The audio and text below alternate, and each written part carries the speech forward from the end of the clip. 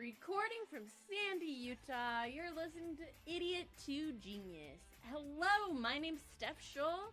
And I'm Utah Todd with the Sure Group at eXp Realty. Each episode focuses on individuals that found themselves desiring more. If you're feeling like an idiot, join the club. Welcome back to another episode of Pods and Property. This is our episode for January. Todd, I really have loved doing these segments. I mean, we started it last year, but because it gives me a second, I don't know if you feel this way, but it makes me reflect on the month in podcasting and be like, oh, what do I want to talk about? Is that sort of similar for you too? Oh, absolutely. Absolutely. I'm always looking over data and so forth, and it makes me kind of consolidate, start looking at things in terms of actually, I'm kind of like a nerd when it comes to the data. So it forces me to look outside of the data. And so what does it mean? What is the meaning to the people out there that don't engage in this every single day? And it just gives me a different angle to kind of analyze the data from. So look forward to it majorly. Yeah. So starting off, we're going to do this one, usually we popcorn back and forth, but we're going to talk about real estate and what's going on first. And then I'm going to share my predictions for podcasting at the end. So my question for you, Todd, is that if someone was looking at the headlines that we see in the news, a lot of stuff is saying that the market is frozen, but what actually is locally the data showing in Davis County, Utah? What are those numbers showing? Well, what it's really showing is that the really different, like 2007, 2008. I know I'm aging myself, but 2007, 2008, property just wasn't moving. It was truly frozen, and people were just terrified, and they weren't moving. The people that were moving were the investors and the institutional buyers. Those people were the ones that were buying everything up. But your average everyday buyer just wasn't doing anything with it. Today, that's just not the case. The market is not frozen. What I'm seeing locally, it just doesn't support the idea that the market has stopped. It's slowed, yes, but I should say the activity has not disappeared. Homes that are priced realistically are still moving. The buyers are absolutely active when something makes sense. The disconnect comes from people who are expecting the pace or their ability to leverage as if it's a different market. That they're trying to ignore what the market is actually telling us, what the people are actually doing, what the buyers are actually doing, what the buyers are actually looking for. If you're ignoring that, you're going to get your fanny handed to you. But then assuming nothing is happening, that just doesn't show up. The data shows movement just with some conditions attached, which to me, I love it, because now the buyers have the ability. They're not just reacting out of fear of losing out. They're not just rushing in. They're literally looking at their different options, comparing, and making a decision after thoughtful processing, which I think is just healthy on all fronts. It's just great. Okay, what do you mean by movement with conditions? The buyers are coming in and they're saying, I'm willing to buy, but I'm not just going to find something that might work for me, and I'm not going to pay $10, $20, $30, $40, $50,000 above list for it. I want to find what was truly the best value for me. Buyers come to the table with a lot more specificity as far as exactly what are they looking for, and then what's the price that they're willing to pay for that. And sometimes buyers are unrealistic as far as what they can buy, but not so much. Where I see most of the mistake in the market is from the seller side. They're thinking it's still the market of several years ago, that they can come in and ask for whatever they want, really, that, okay, the data's showing all this, but I know I can do better. That's not the case. You can no longer do better. What the data shows is what the data is showing. What the market is what the market is. The market is not just surging upward. There's conditions to the market. The market has put conditions upon your sell, and you've got to be able to position yourself within those conditions to be able to get your home sold.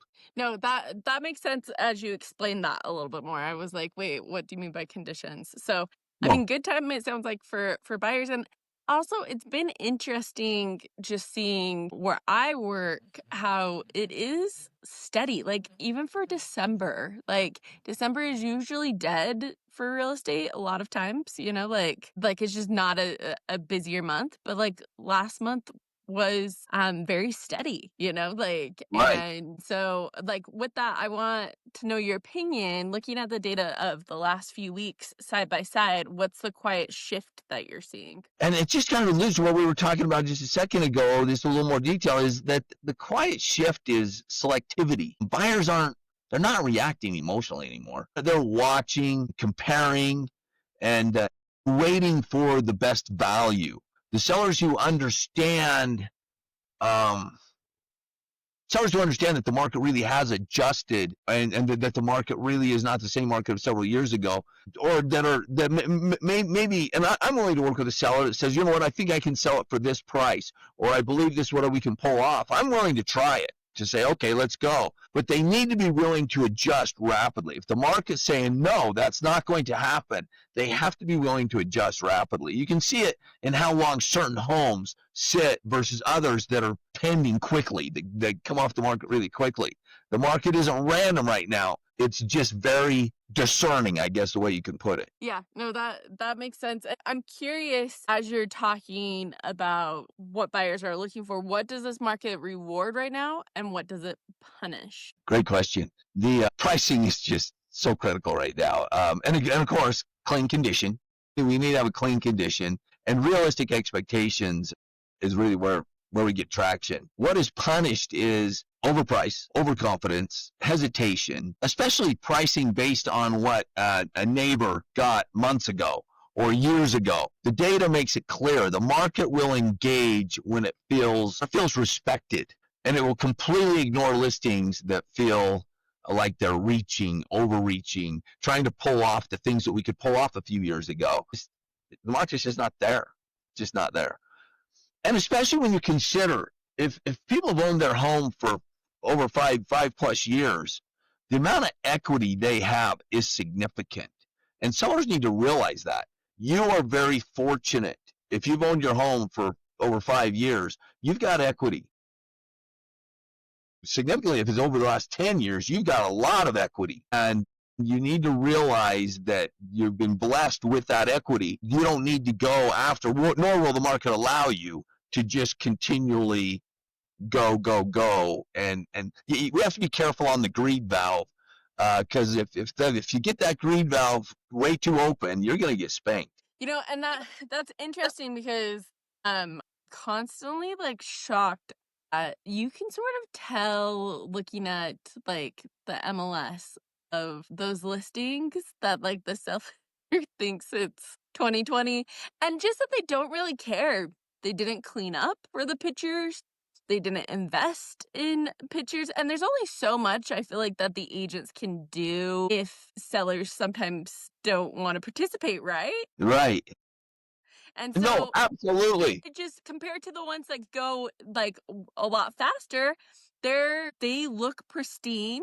There's no family photos. Like there's a huge difference. Also, like the amount of people that like leave their dog crate up and stuff. I'm like, that right there, you can be neglecting a whole population that's like, oh my gosh, that house probably is gonna smell like dog pee or whatnot. Like people start to have their, but like I'm constantly shocked at some of the sellers' listings that they put up and just the not caring. Well, plus the other side, like I'm a personality with ABC4, and to be able to give that exposure to my listings is just phenomenal. But at the same time, we make sure it's top of the line photos. It has to be. Well, and the videographers come from ABC4. The videographers that we use come from ABC4, so they're professionals. And it really does make a significant difference. You can look at, and I'm right with you, because you can take an average listing and look at the way it's presented compared to one that's really professionally put together, and it's night and day. It's not even close to the same thing. And it shows in terms of the activity, in terms of the exposure. Like on my listings right now, we're getting about 150, 160,000 views on our listings, which if you look at the MLS does maybe 10,000 views. And so with that, a lot of that has to do with digital marketing as well as professional. I don't take my own photos, okay? No way.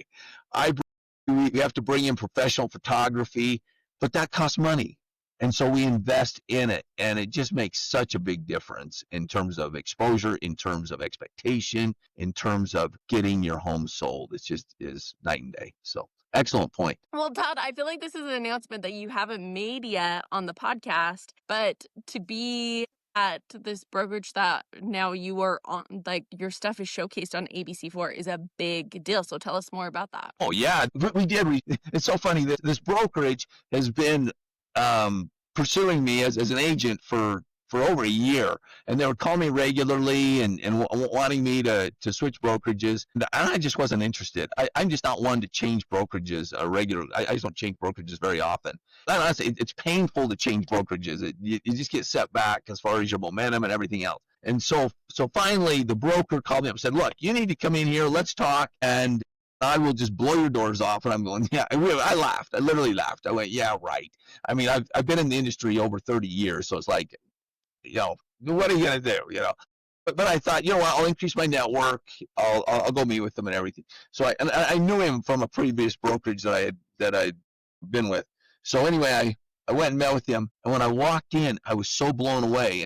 This brokerage that I'm referring to is Real Estate Essentials. And when I walked in, I'm sitting there talking to the receptionist, and I looked over, and there's the ABC4 studio right there. And I went, and so I asked the receptionist, I said, "Is that the ABC4 studio?"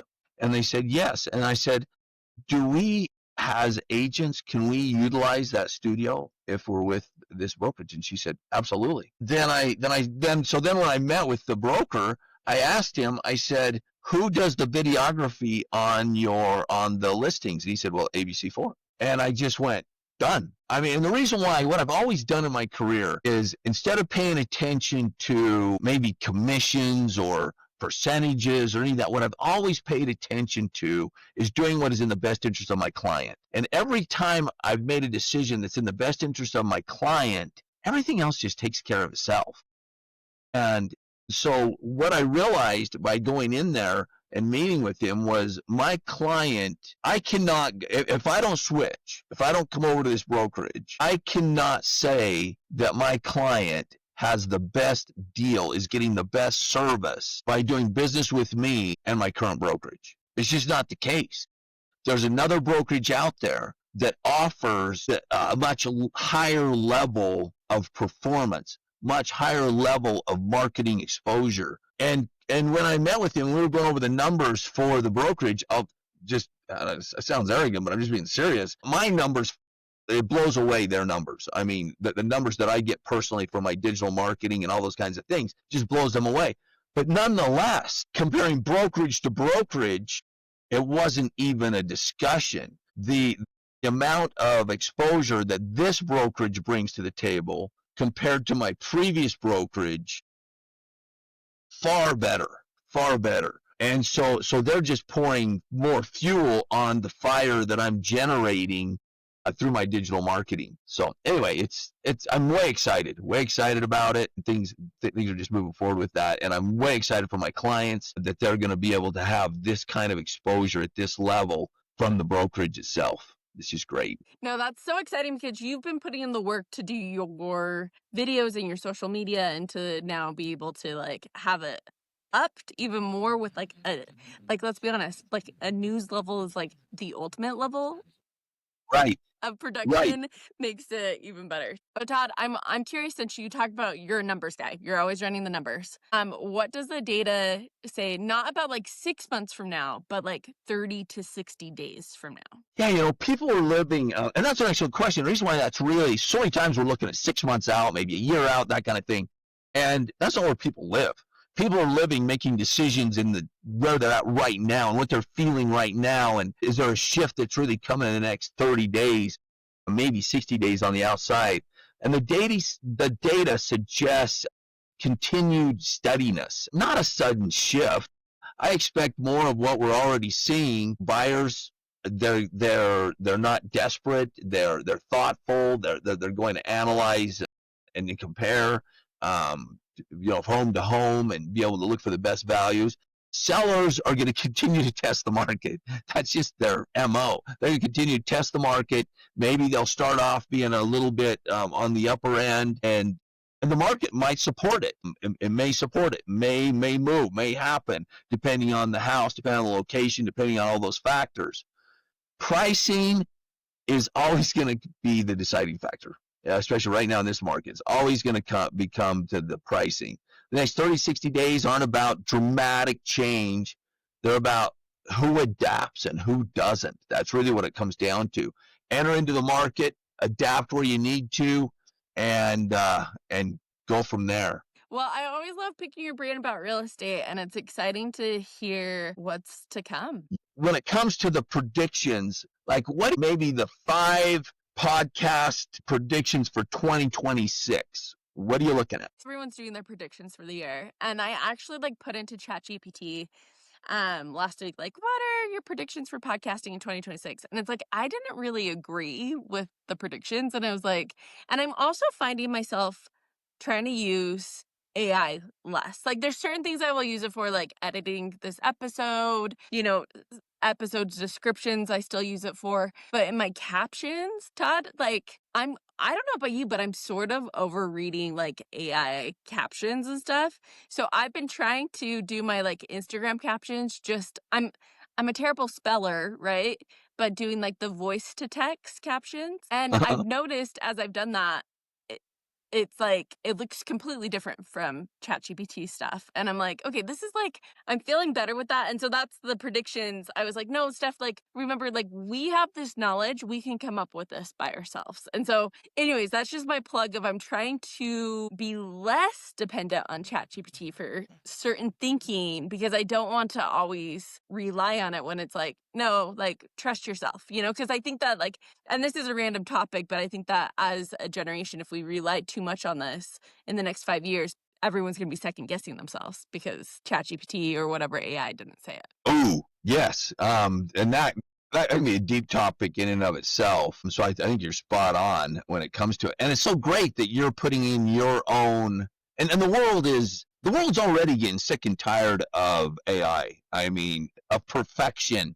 And now they literally, I notice it when I'm doing video or when I'm following video. Things that are done by AI just don't get the following as people where they mess up, where they literally are human interacting. Yes, exactly. So these are my predictions that are 100% Steph Scholl, not created by AI. So the first going along with that is human content. So I was listening to a podcast by iHeartMedia, and it said this is a human production or something like that. And I was oh, interesting, that's already starting. But I think, and I've seen this other places that people are and we talked about it the other day with Karen when we talked about AI. But I really do think that there's going to be a symbol like the recycling symbol or kosher symbol, but something of made without AI. And I think that, just like I was saying, I'm getting sick of reading captions and knowing that's not by the person.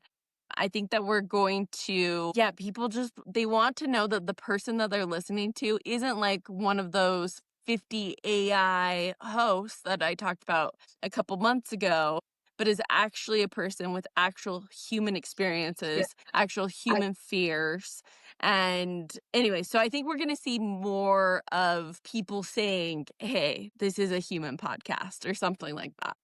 Right. So a little bit of regulation around it, kind of they're using AI. If we're seeing the big companies already say this, have that at the beginning of a show, I think we're going to continue to see there's going to be some sort of thing with that. And so that's the first thing. The second thing is, so I've talked before about, YouTube was just the top dog for listening to video podcasts, right? And then Netflix, I don't think I shared this on our last pod, some property, but Netflix and Spotify went into a deal together. And that's because they're both trying to compete with YouTube, right? And So like video, everyone's like video's king. I've said video's king, but I've had this realization because I just published my 1,000th episode last week, and the last 20 were really hard for me, and they were solo episodes. And the last 5 I did not want to do, and the only reason I did them was because well, like the last 4 I did as audio episodes instead of video. Mm-hmm. Even though my hair was done, I had my outfit.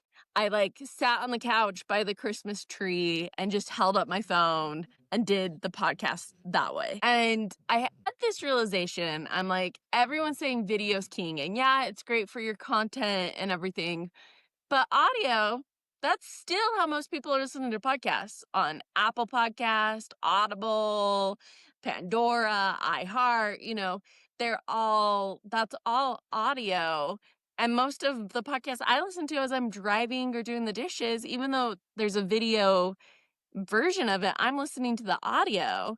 And so I had this realization of, I think we've been pushing so much video content, but audio, if you're not going to do an episode because you don't want to get in front of the camera, do audio. You know what I mean? Like at least get Right. it done. And so for me now, if I have a guest cancel, which is rare, but sometimes that like messes up the rotation, I'm like, I just want to like get back to doing audio episodes here or there if that's going to get the episode out. And getting cozy on my couch, like having a nice like snack by me and like just chatting. And so that was my realization of audio still there.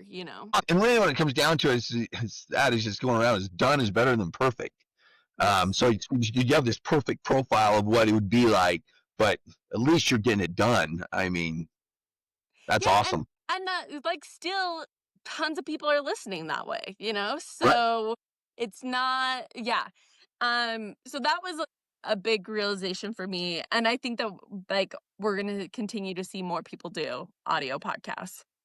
Yeah. And then so that was my second point. My third, I think this is the time for solo entrepreneurs, small business owners to shine with Ooh. podcasting, because I don't think that it's talked about enough. Like corporate, to have a podcast, there's a lot of red tape. You have to talk to legal, you have to talk to HR, you have to get the right personality. There's stuff that they can or cannot say, like corporate. And if it's a public company, like the red tape goes more and more. Like for these small businesses and entrepreneurs, you don't have the red tape. And so, especially like if it's just you're the expert, you're sharing your background, you have a greater capacity to connect with your clientele.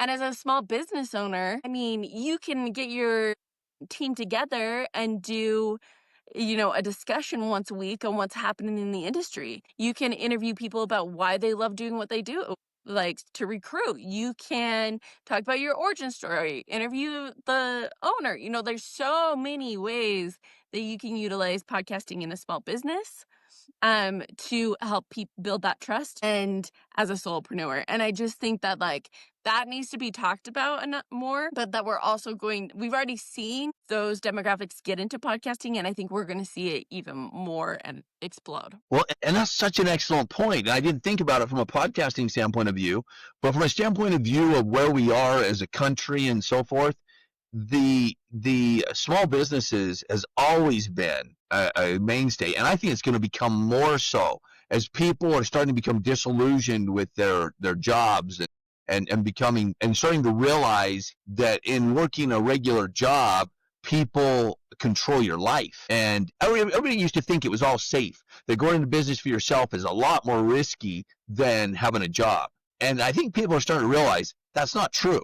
That really having a job, somebody else has control, and in other words, when you're comparing it, it's having your own business and having a small business is just a great way to go. And the value you bring to the table of the economy, of being able to create jobs, all that kind of stuff is just huge. And so that makes sense that it flows right into podcasting, where podcasting, and they don't have all those and that's why small business is so good. There's not the regulations, there's not the overhead, there's not all of this huge control and all these steps they got to go through. Boom, they can be lean and mean and get after it.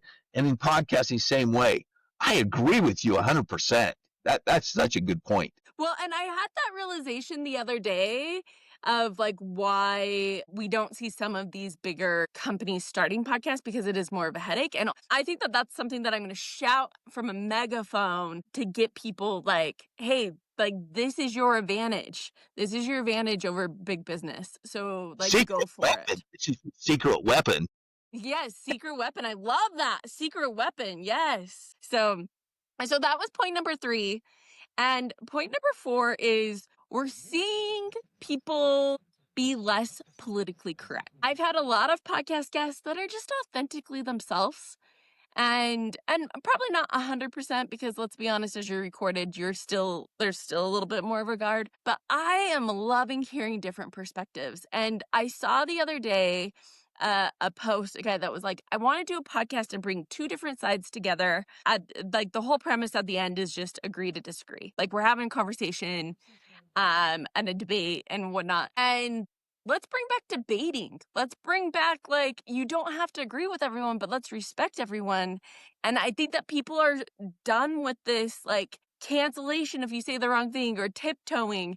And even I'm finding myself, like, last night I had a guest who had been a police officer in like Baltimore and New York, and he was talking about like guns rights, and then he like stopped himself and he's like, I don't want to get political. And in that moment, like we were nearing the end of our time, and so I didn't dive deeper, but I'm like, no, I actually don't care if people get political. Like I want to hear their opinions, because this guy has experience that I could learn from.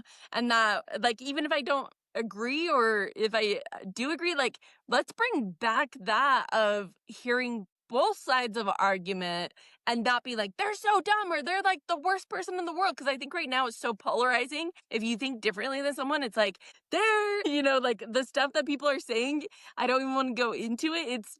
It's like we are built on a country of freedom of speech. Let's start Right. speaking our minds. See, the other thing is when people are communicating, when people are talking, even if they disagree with each other, when they're communicating, they're not killing each other. It's when they stop communicating that they start the killing. And the thing that is so fascinating, you said about being political, started off, when you stop and think about it, that is the way tyranny takes place, is by political correctness. Because it started off that was originally, when you say not get political, it's that you're not going to talk about the positions of the Republican Party, the Democratic Party, and everything, and those kinds of things. So you're not going to talk politics. You're not going to talk about literally the activities of the Democratic Party compared to the Republican Party, all that kind of stuff. But then what they do, as soon as that worked, as soon as they were able to put that requirement in, now all of a sudden they started going, oh, well, then if you talk about religion, it's political. If you talk about anything, every topic on the planet today is political. So it's literally a movement to shut down all communication is what it really is. And to heck with it. No. We need to be communicating. And how are we going to improve the ideas of the world without having dialogue? I want dialogue. Let's have the dialogue. Let's talk about it. And let's talk about the advantages and disadvantages and the plus and the minus and everything else, so that we can get the best ideas. Yeah, and I love that you're getting heated about it, because like feel that same passion of like I was disappointed with myself last night that I didn't go deeper, and I was like, I think that like it is a little scary to go into topics that are hot topics, because you don't know what's going to happen. But I just want to have courage to ask the courageous questions, to give guests opportunity, and to create a space where it's like I'm okay with, like, people have said stuff before that I don't believe in or whatnot, but it's not hurting anyone. It's not like bad Right. belief. Does that make sense? Like As long as it's not intentionally harming offensive. someone. Yes, Yeah, harming intentionally someone. offensive, intentionally harming. I don't care. Like I want to hear it. I'm so sick of the vanilla. I'm sick of the like conversations so that's something that I'm going to work on, and like talking to you made me even vocalize more like why I want to do this. Right. No, and what was your fifth? That was fourth, right? 5th, live podcasts. We've seen live podcasts for celebrities, for these bigger podcasts, but last summer there was a shift, and Gen Z they experienced old school house parties. And All American Rejects, which was a band from like the 2000s, went to colleges and started performing. And the internet went wild. People started to share their backyard with All American Rejects and be like, hey, come perform here for free. They would go do these tours and just a house party and record for free until the cops shut them down. And sometimes the cops would come and let them perform one last show. And so I think that's showing too that like we've sort of lost that culture, especially with the younger generation of the house parties getting together. We're seeing like social skills are declining. And so what Right. I predict for live podcasts is we're going to see more people do like a smaller live podcast, maybe 30 people at their local coffee shop, maybe at their church, maybe in a backyard, bring on different guests. I think that that's going to become a trend that we're seeing of podcasters connecting and growing that way. And I want to do it, even though it terrifies me to do a live podcast, which Todd, maybe that's something that we should talk about, doing a live podcast of Idiot to Genius. But like even here at work, I have the space downstairs to do a live podcast, but I think it's like scary of like, well, since this is different, will people come? Like I don't know, and doing something live. But I just predict that we're going to see more and more podcasters show content of their live podcasts. Jeff, we have got to schedule a live podcast. We've got to. Yeah, no, that's my goal for quarter 2 or quarter 3 to do a live podcast. Why are we waiting until quarter 2 or quarter 3? Because I'm very honed in right now in quarter 1 right now, Todd. Okay, So okay. May, June, July, I would like to do a live podcast. Okay. Sounds great. That is exciting. I love your predictions. Those are awesome. Awesome. And you didn't even need ChatGPT to put that Right? together. Because you're in the Stuff. yes, and you're in the know, man. Well, thanks, Todd.